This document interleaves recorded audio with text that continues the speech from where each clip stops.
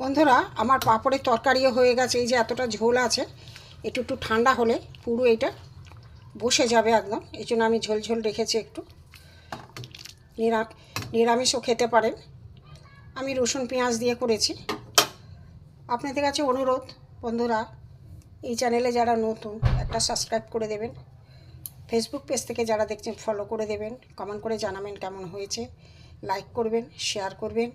আপনাদের কাছে অনুরোধ, ভিডিওটা প্রথম থেকে শেষ পর্যন্ত দেখুন।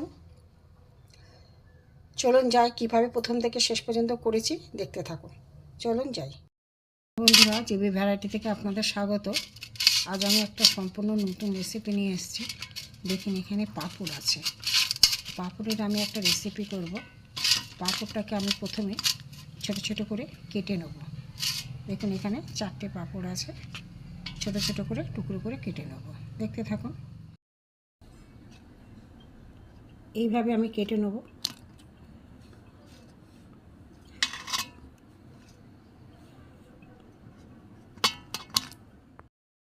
কাঁচি দিয়ে কেটে নেব। বন্ধুরা, এই চপিং বাটিতে আমি পেঁয়াজ, টমেটো, এখানে রসুন আছে, চপ করে নেব। এটা দিয়ে আমি চপ করে নেব।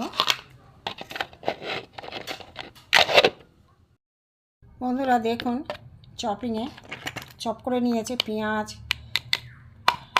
টমেটো আর রসুন। দেখুন কত সুন্দর চপ হয়েছে, একদম মিহি, মানে বটি থেকে কাটার থেকেও সুন্দর হয়েছে। পেঁয়াজ, রসুন আর টমেটো সুন্দর চপিং করে নিয়েছি। বন্ধুরা দেখুন। বন্ধুরা, প্রথমে এই যে চৌকো চৌকো করে আমি পাঁপড়গুলো কেটে নিয়েছিলাম। পাঁপড়ের একটা রেসিপি করব। এখানে দেখুন তেলও গরম হয়ে গেছে। আমি অল্প অল্প করে পাঁপড় দিয়ে দেবো।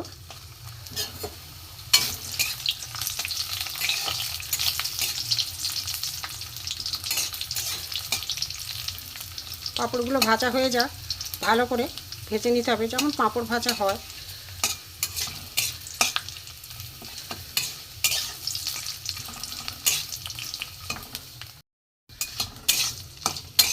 পাঁপড়গুলো ভাজা হয়ে গেছে, গ্যাসটা কমিয়ে দিলাম,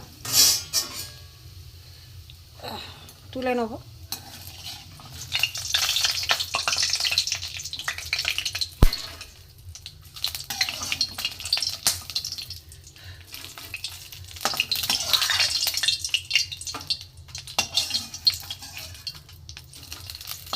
পাঁপড়গুলো ভাজা হয়ে গেল, আবার কিছুটা আছে দিয়ে দেবো। কিছুটা ছিল, একটা ভেজে নেব।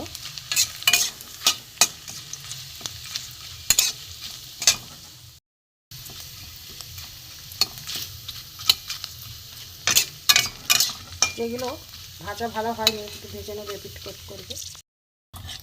তুলে নেব, দ্বিতীয়বার ভেজে নিলাম। আমরা আলুগুলো ভেজে নেব। কড়াই তেল ছিল, অল্প তেলে ভেজে নেব।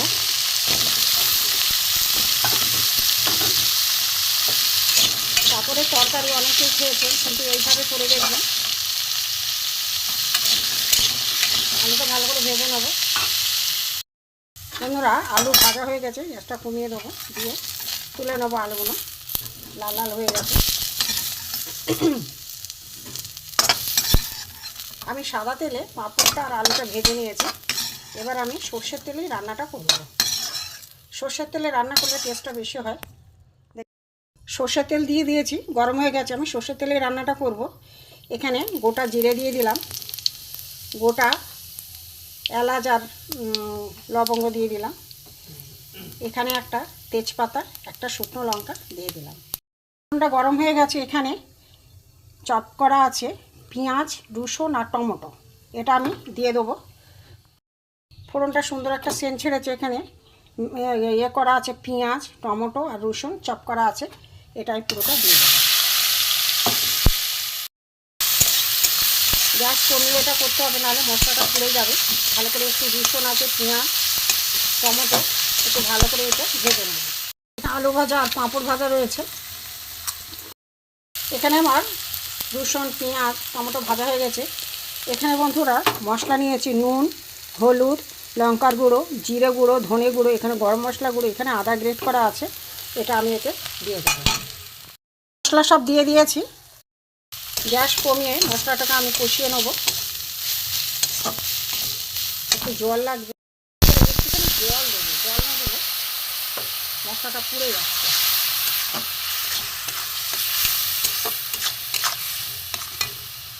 এবার গ্যাসটা একটু জোরে দিয়ে দিই। সুন্দর একটা সেন্ট ছেড়েছে বন্ধুরা, দেখুন। এখানে ভেজে রাখা আলুগুলো আমি দিয়ে দেবো, এর সাথে কষিয়ে নেব।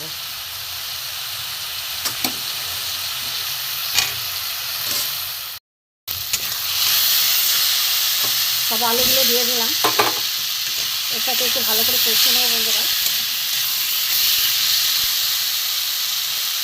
অল্প একটু জল দেবো।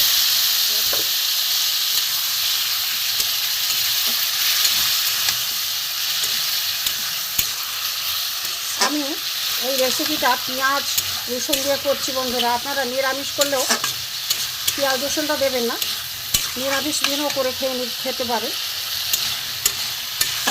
তারপরে তরকারি মশলার একটা সুন্দর সেন্ট ছেড়েছে,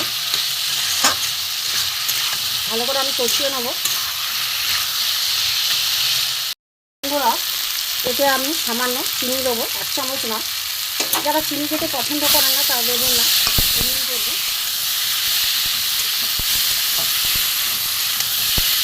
এই রেসিপিটা নিরামিষও খাওয়া যায়, আমি পেঁয়াজ রসুন দিয়েই করলাম, নিরামিষও ভালো লাগে।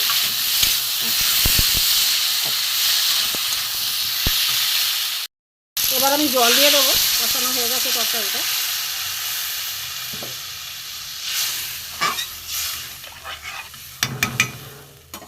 আমি চাপা দিয়ে দিলাম, সেদ্ধ হোক বন্ধুরা। আমার দেখুন আলু সেদ্ধ হয়ে গেছে, আলু সেদ্ধ হয়ে গেছে। এখানে আমার পাঁপড় ছোটো ছোটো করে টুকরো করে পাঁপড় ভেজে রেখেছিলাম, এগুলো দিয়ে দেবো। ও থালায় কত তেল উঠেছে। এবার একটু নেড়ে দেবো, দিয়ে আলু সেদ্ধ হয়ে গেছে ভালো, আর একটু মাখা মাখা হোক, ঝোল বসে যাবে, তারপরে দেখাচ্ছি। একটু ফুটুক বন্ধুরা। আমার তরকারি হয়ে গেছে, এবার আমি নামিয়ে নেব। গ্যাস আমি বন্ধ করে দিয়েছি, হয়ে গেছে। এই যে ঝোল ঝোল আছে, এটা কিছুক্ষণ পরে বসে যাবে, এতটা ঝোল থাকবে না। দেখুন আমি নামিয়ে নিচ্ছি। এখানে আমি একটা থালায়, একটা জায়গায় আমি নামিয়ে নেব। আমার পাঁপড়ের তরকারি হয়ে গেছে।